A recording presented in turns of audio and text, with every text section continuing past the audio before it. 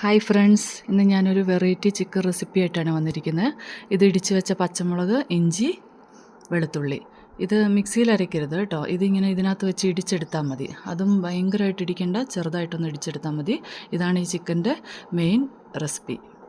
ഇനി നമുക്ക് കഴുകി വെച്ചിരിക്കുന്ന ചിക്കൻ, അതിനകത്തോട്ട് നമുക്ക് ഈ 3 ഐറ്റംസ് ആഡ് ചെയ്ത് കൊടുക്കാം. എന്നിട്ട് ആവശ്യത്തിന് ഉപ്പ് ഇട്ട് കൊടുക്കാം. ഇത് ഞാൻ 1 കിലോ ചിക്കനാണ്, അതിനനുസരിച്ചുള്ള ഉപ്പ് നിങ്ങൾ ഇട്ട് കൊടുത്താൽ മതി.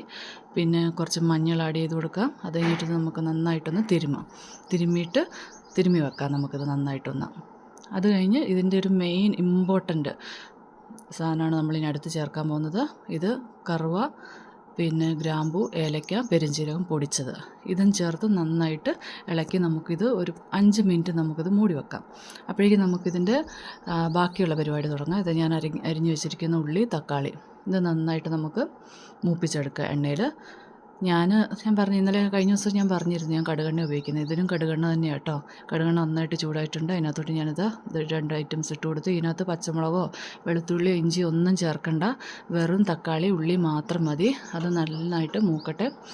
നന്നായിട്ട് മൂത്തിട്ടുണ്ട്. ഇതിനകത്തോട്ട് നമുക്ക് ഈ പൊടികൾ, മല്ലിപ്പൊടി, മുളക് പൊടി, കുരുമുളക്, മസാല, മഞ്ഞൾ, ഇത്രയും പൊടി നമുക്ക് ഇതിനകത്തോട്ട് ഇട്ട് കൊടുക്കാം. അരച്ച് കൊടുക്കുകയൊന്നും വേണ്ട, ഡയറക്റ്റ് ഇട്ട് കൊടുക്കാം. പിന്നെ ഒരു കാര്യം എന്ന് പറഞ്ഞാൽ, നമുക്കിതിനകത്ത് കുരുമുളകാണ് കൂടുതൽ വേണ്ടത്. മല്ലി കുറവും കുരുമുളക് കൂടുതലും.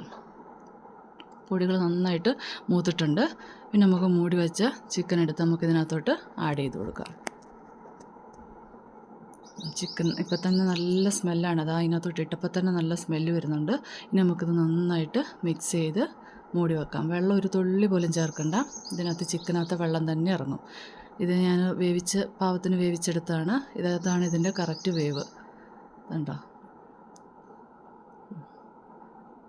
നല്ല കുരുമുളകിൻ്റെ മണവും പിന്നെ ഇഞ്ചിയും വെളുത്തുള്ളിയും ഇതെല്ലാം കൂടി ഇടിച്ച് ചേർത്ത് നമ്മൾ തിരുമ്മി വെച്ചില്ലേ, അതിൻ്റെയൊക്കെ ആ ഒരു സ്മെല്ലാണ് ഈ ചിക്കൻ കറിക്ക്. വേറെ അധികം ഒന്നും ഐറ്റംസ് ഇല്ല, വെറും ഈസിയാണ്. നിങ്ങളെല്ലാവരും ഒന്ന് ട്രൈ ചെയ്ത് നോക്കണേ. എന്നിട്ട് എനിക്ക് കമൻറ്റ് വിട്ട് തരണേ. Okay, bye guys.